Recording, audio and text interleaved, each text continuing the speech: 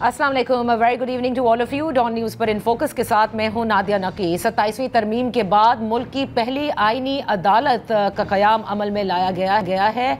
उसके तहत जो चीफ जस्टिस हैं आईनी अदालत के अमीनुद्दीन खान साहब, उन्होंने आज अपना हलफ भी उठा लिया है। और उसके बाद हमने देखा कि पहले मरहले में 3 जज साहिबान ने आईनी अदालत का हल्फ उठाया है, जबकि दूसरे मरहले में 3 और जज साहिबान आईनी अदालत का हल्फ उठाएंगे। गुज़िश्ता रोज़ आपने देखा कि 27वीं तरमीम के पास होने के बाद 2 जज साहिबान की जानिब से इस्तीफ़ा दिया गया, जिसको आज सदर पाकिस्तान ने मंजूर भी कर लिया है। उधर सेनेट में जो आर्मी, नेवी और एयरफोर्स का तरमीमी एक्ट था या प्रैक्टिस एंड प्रोसीजर बिल में जो तरमीम थी, उसको भी मंजूर कर लिया गया है।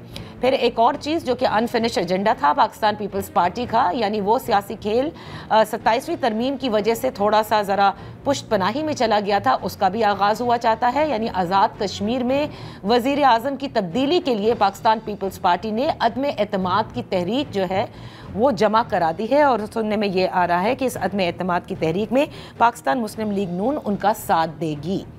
अब आते हैं 27वीं आईनी तरमीम के बाद जो इस वक्त अपोजिशन जमातें, उनका भी गठजोड़ है, वो आपस में मिल रहे हैं और गौर किया जा रहा है कि किसी किस्म की तहरीक चलाई जाए। 27वीं आईनी तरमीम पास हो गई, फेडरल कॉन्स्टिट्यूशनल कोर्ट क़याम में आ गई। क्या हुकूमत और उसकी इत्तेहादी जमातें, उनकी पोजीशन अब और मजबूत हो गई है? आज इसी हवाले से बात करेंगे। इन फोकस हैं मोहम्मद ज़ुबैर साहब, साबिक गवर्नर सिंध हैं। बेहद शुक्रिया फॉर जॉइनिंग अस। ज़ुबैर साहब, ये जो 27th अमेंडमेंट है एक किस्म का रीसेट है और एक नया इक्वेशन अब देखने में आ रहा है, जिसमें एग्जीक्यूटिव है, पार्लियामेंट है, एस्टैब्लिशमेंट एंड द जुडिशरी।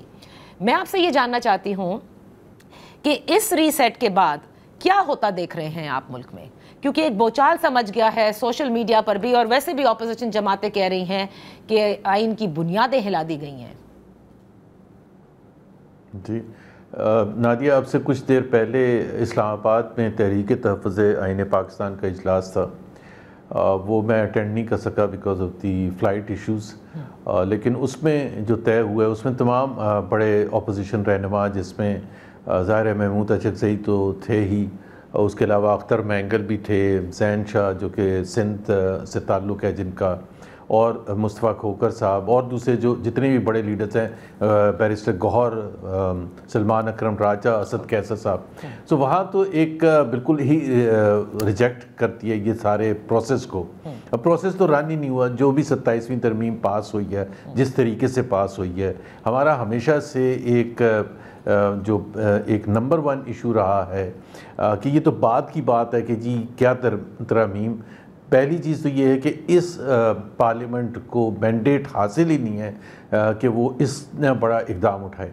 और फिर जब इक़दाम उठाया तो हम समझते हैं कि 26वीं तरमीम और 27वीं को साथ पढ़ें तो जो कि बेसिक एक 1973 कॉन्स्टिट्यूशन है उसको बिल्कुल ख़त्म कर दिया गया है। अब उसमें जो असूली चीज़ थी जो 1973 कॉन्स्टिट्यूशन में, जो हर महज़ब मुल्क के जहाँ डेमोक्रेसी है कि जिसमें सेपरेशन ऑफ पावर्स होती हैं, चेक एंड बैलेंस का सिस्टम होता है कि जुडिशरी जो होती है वो इंडिपेंडेंट होती है, इंडिपेंडेंट होती है एग्जीक्यूटिव। एग्जीक्यूटिव को एक डर खौफ रहे कि जी हमारे पास अनलिमिटेड पावर्स नहीं है। अब आपने जिसका जिक्र किया कॉन्स्टिट्यूशनल कोर्ट का, उसको चीफ जस्टिस जो हैं उसका वज़ीर आज़म साहब लगा रहे हैं, और जो दूसरे जजेस हैं जो आपने 6 का जिक्र किया, 5 और जो आएंगे ये 6 और, वो भी वज़ीर आज़म अमीनुद्दीन साहब के साथ मशवरे से करेंगे। यानी कि एग्जीक्यूटिव असल इशू कॉन्स्टिट्यूशनल कोर्ट में क्या है, हुकूमत के खिलाफ जो केसेस जाएंगे वही है ना। अब हुकूमत खुद अपने जज लगा रही है तो फिर उसे सबसे बड़ा तो क्या आइन का कर सकते हैं अब। अच्छा, लेकिन ज़ुबैर साहब आपको याद होगा कि पहले सियासी जमातें बिलशमूल पाकिस्तान पीपल्स पार्टी अब भी कहती है, PMLN भी कहती आई है कि जुडिशरी पहले इस्टेब्लिशमेंट के प्रेशर में फ़ैसले दिया करती थी हुकूमतों के ख़िलाफ़ और सियासी लोगों के ख़िलाफ़, इलेक्टेड नुमाइंदों के ख़िलाफ़। अब आपको क्या लग रहा है, अब एक रिवर्स हो गया है? अब जुडिशरी एग्जीक्यूटिव के ताबे है जैसे आप कह रहे हैं, और एग्जीक्यूटिव किसी और के ताबे हो गई? बिल्कुल ऐसे ही है ना। एक तो बड़ा सिंपल सा ना, जब आपने अपॉइंटमेंट एग्जीक्यूटिव को दे दी تو پھر تو جو جوڈیشری ہے وہ تابع ہو گئی نا. انڈیپینڈنس ایک کیوں ہونی ضروری ہوتی ہے, اور جس میں ایک ججز کو یہ نہ ہو کہ ان کی پروموشن, ان کی ٹرانسفر مرہون منت ہے حکومت پاکستان کی, ایگزیکٹو کی. اب اگر جس طرح سے پہلے ہوتا تھا, وہ میں کہہ رہا ہوں وہ بھی کوئی ایسا ماڈل نہیں تھا کہ سینئر موسٹ جج جو ہوتا تھا وہ سپریم کورٹ کا یا ہائی کورٹ کے چیف جسٹس بنتے تھے. اب اس میں یہ نہیں ہوتا تھا کہ جی جس کی سینیورٹی ہے ہی اور شی is dependent on the executive کہ جی ہمیں لگائیں گے یا نہیں لگائیں گے. تو سب سے پہلے تو آپ نے وہ 26ویں امینڈمنٹ میں وہ چھین دیا. اب آپ نے کانسٹیٹیوشنل کورٹ قائم کر کے آپ نے وہ بھی حق چھین لیا جو تھوڑا بہت ایک فساد تھا کہ جی وہ ایک سپریم جوڈیشل کونسل ڈیسائیڈ کرے گی. اس میں بھی جو میجورٹی تھی وہ حکومت کے نمائندوں کی تھی جو بھی ججز لگاتے تھے. سو اب تو بالکل ہی ختم ہو گیا نا. The concept of independence of judiciary is finished. And جب آپ کا concept of independence of judiciary ختم ہو جائے تو پھر آئین کی کیا حیثیت ہے, ایگزیکٹو پر کس کا کنٹرول ہے؟ نہیں سر, لیکن سر سوال تو یہ ہے نا کہ ہمیشہ سے یہ کہا گیا کہ جوڈیشری انڈیپینڈنٹ ہی کب تھی, تو اب ایسا کیا پہاڑ ٹوٹ گیا ہے کہ آپ سمجھتے ہیں کہ جوڈیشری انڈیپینڈنٹ نہیں ہوگی؟ یہ آپ کی بات بالکل صحیح ہے, لیکن اس کو ٹھیک کرنا تھا نا کہ بھائی انڈیپینڈنٹ کیوں نہیں تھی. کہ جس طرح پناما کا فیصلہ آیا تھا, تو پناما کا فیصلہ آیا تھا اس وقت کی اسٹیبلشمنٹ کے دباؤ میں آیا تھا, یا اس سے پہلے آپ چلے جائیں 2000 بڑے بڑے فیصلے جتنے بھی ہیں اسٹیبلشمنٹ کی اس میں پریشر تھا اور اس پریشر کی وجہ سے فیصلے آئے تھے. اس کو ٹھیک کرنے کی ضرورت تھی نا. اس کو تو آپ نے بالکل ہی وہ جو تھوڑا بہت تھا کہ جی دیکھیں افتخار چودھری چیف جسٹس بنے, ثاقب نثار چیف جسٹس بنے, عمر بندیال, وہ کم سے کم ڈیپینڈنٹ تو نہیں تھے ایگزیکٹو پر. ہاں وہ دباؤ کیوں برداشت کرتے تھے یہ ایک الگ کویسچن ہے, بٹ سب سے بڑی بات ہے تو دباؤ ڈالا کیوں جاتا ہے, مطلب آپ کو ڈرایا دھمکایا کیوں جاتا ہے. ایک جب 5 یا 6 ججز اسلام آباد ہائی کورٹ نے آج سے سال 1.5 سال پہلے ایک اوپن لیٹر لکھا اور اس کا اظہار کیا کہ ہمیں ڈرایا دھمکایا جاتا ہے ہمارے سے فیصلے لینے کے لیے, تو اس پر کیا نتیجہ نکلا؟ کچھ بھی نہیں ہوا. چیف جسٹس سے لے کے پرائم منسٹر سے لے کے ایک کوئی دوسرا ملک ہوتا, مہذب ملک ہوتا, تو ایک قیامت میں جاتی کہ جی 6 ججز آف اسلام آباد ہائی کورٹ آر پروٹیسٹنگ اور اوپن لیٹر لکھ رہے ہیں, پبلک میں جا کے بتا رہے ہیں, تو کچھ بھی نہیں ہوا. تو اب ظاہر سی بات ہے. ٹھیک ہے زبیر صاحب, اب لیکن 2 سوال یہاں پر بنتے ہیں. پہلے تو آ جاتے ہیں کیونکہ آپ نے ذکر کیا کہ پناما کا کیس کا ذکر کیا. آپ کو یاد ہوگا نواز شریف صاحب جب پاکستان واپس نہیں آئے تھے تو وہ ہمیشہ اسی عدلیہ کا ذکر کیا کرتے تھے, اور وہ ہمیشہ شکوہ کیا کرتے تھے کہ کس طرح سے مانیٹرنگ جج بٹھائے گئے, کس طرح سے ان کو گھر بھیجا گیا اور ان کا احتساب ہونا چاہیے. پھر بعد میں انہوں نے یہ معاملہ اللہ تعالیٰ پر چھوڑ دیا.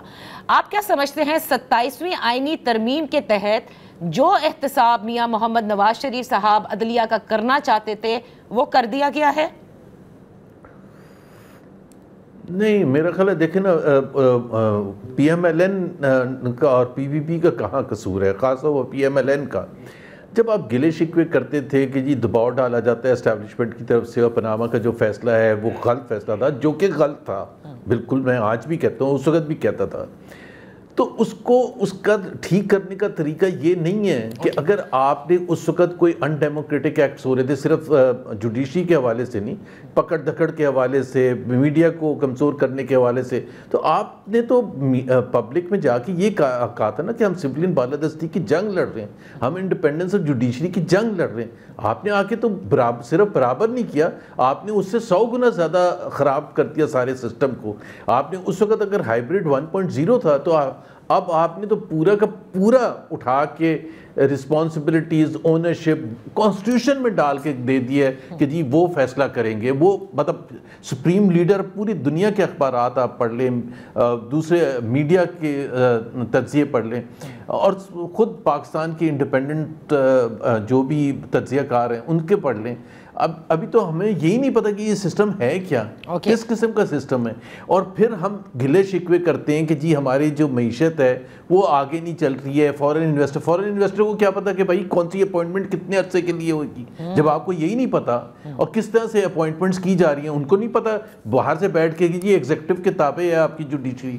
اچھا, تو اب مجھے یہ بتائیے گا زبیر صاحب کہ کیونکہ آپ نے آغاز کیا تھا تحریک تحفظ آئین پاکستان کی میٹنگ ہوئی اور جو کہ غور کیا جا رہا ہے ممکنہ تحریک پہ، لیکن اس میں دو جماعتیں جو کہ بالکل اتفاق نہیں کرتی 27ویں ترمیم سے، ایک مولانا فضل الرحمان صاحب کی جماعت اور دوسرا جماعت اسلامی، کیا وہ بھی آن بورڈ آنے کو تیار ہے؟ اور کیا کوئی تحریک سوچی جا رہی ہے؟ کیونکہ 2 استعفے بھی جج صاحبان کے آ گئے، لیکن وہ جو افتخار چودھری صاحب کے زمانے میں دیکھا گیا تھا کہ ایک لائرز موومنٹ ہوئی، وہ تو نہیں لگتا کہ ہوگی، نہ 26ویں کے بعد ہوئی تو 27ویں کے بعد کیوں ہوگی؟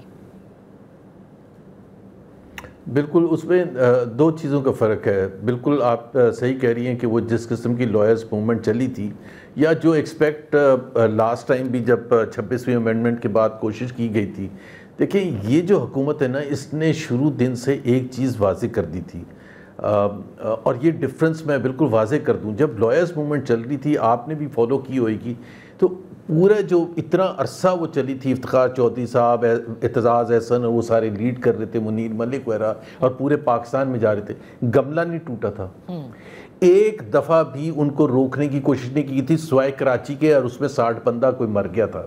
لیکن اس کے علاوہ کہیں بھی کرش کرنے کی کوشش. یہ جو پریزنٹ رجیم ہے جو 2022 ووٹ آف نو کانفیڈنس کے بعد آیا، جس میں مجھے سب سے زیادہ اعتراض ہے، یہ کسی آواز کو اٹھنے کی اجازت ہی نہیں دیتے. یہ اتنے برے طریقے سے کرش کرتے. I am no supporter of T L P, obviously ان کی پالیٹکس میں ہمیشہ سے اعتراض کرتا رہا ہوں، لیکن ان کی موومنٹ کو جیسے جو لاہور میں یا مریدکے میں جہاں بھی ان کا دھرنا تھا، جس طرح سے کرش کیا گیا، جیسے نومبر لاسٹ ایئر جب پی ٹی آئی نے اسلام آباد میں نکالا تھا، اس کو جس طرح سے کرش کیا گیا، یا جس طرح سے پکڑ تکڑ اور ڈرانا دھمکانا ہوتا ہے، وہ ایک سٹیٹ مشینری پوری کی پوری کام کر رہی ہوتی ہے. وہ بیہائنڈ دا سینز بھی کر رہی ہوتی ہے، اور سٹریٹس میں ہمیں نظر بھی آ رہی ہوتی ہے.